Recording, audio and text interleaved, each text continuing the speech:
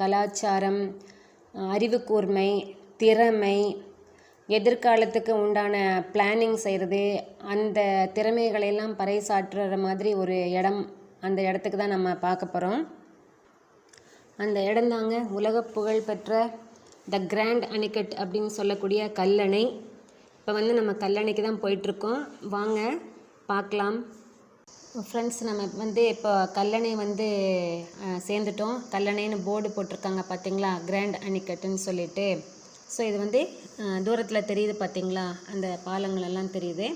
இப்போ நம்ம அந்த போர்டு தாண்டின உடனே இடதுபுறமாக போகிறோம்.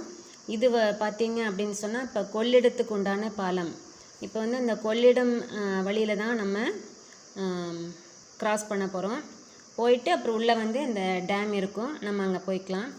இப்போது இந்த வழியில் போகும்போது நம்ம அந்த ஆற்றை பார்க்கலாம். ஆற்றுல பார்த்திங்கன்னா இப்போ இன்றைக்கி தண்ணி குறைவாக தான் இருக்குது. டேமில் இருந்து திறந்து விட்ருக்கக்கூடிய தண்ணி மற்றும் அந்த லீக்கேஜ் வாட்டர் அது மட்டும்தான் வந்துட்டுருக்கு. பெரிய அளவில் கொள்ளிடத்தில் இப்போ தண்ணி இல்லைங்க, மணலாக தான் இருக்குது. இப்போ நம்ம கல்லணை ஸ்ட்ரக்சருக்கு வந்துட்டோங்க. அங்கே பார்த்திங்கன்னா ஒரு பெரிய யானை பொம்மை இருக்குது, சிற்பம் இருக்குது. அதில் கரிகால் சோழன் அவர் அமர்ந்திருக்கிற மாதிரியான ஒரு சிலை வச்சுருக்காங்க. நம்ம எல்லாருக்குமே தெரியும், கரிகால் சோழன் அந்த சோழ மன்னர் தான் இந்த கல்லணையை கட்டினார் அப்படிங்கிறது நமக்கு தெரியும்.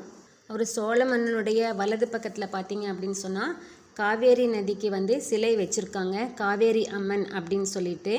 அந்த சிலையினுடைய கையில் இருக்கக்கூடிய சின்ன குடத்துலேருந்து அப்படி தண்ணி வழிஞ்சிட்டே இருக்குது. அந்த மாதிரி இதை அழகாக வடிவமைச்சிருக்காங்க.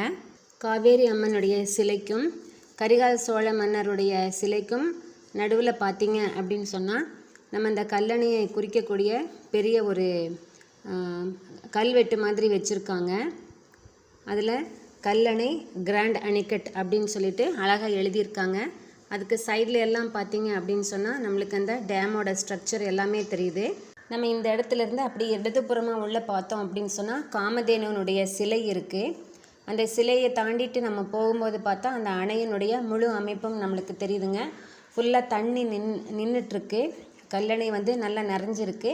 சைடில் இந்த ரைட் சைடில் பார்த்தோம் அப்படின்னா பாலத்துக்கு ரைட் சைடில் தண்ணி போகக்கூடிய இடம் தெரியுது.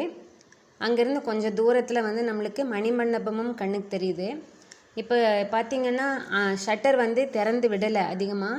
இப்போ பார்த்துட்ருக்கும்போது தண்ணியாக லீக்கேஜ் வாட்டர் மாதிரி மட்டும்தான் போயிட்டு இருந்தது. அந்த மணல் திட்டுகள் அப்படி தெரிஞ்சிட்டு இருந்தது. பக்கத்தில் நீர்ப்பறவைகள் அதெல்லாம் உட்காந்துட்டு இருந்தது. ஒரு கருப்பு நிறமுள்ள நீர்ப்பறவை நல்லா நீச்சல்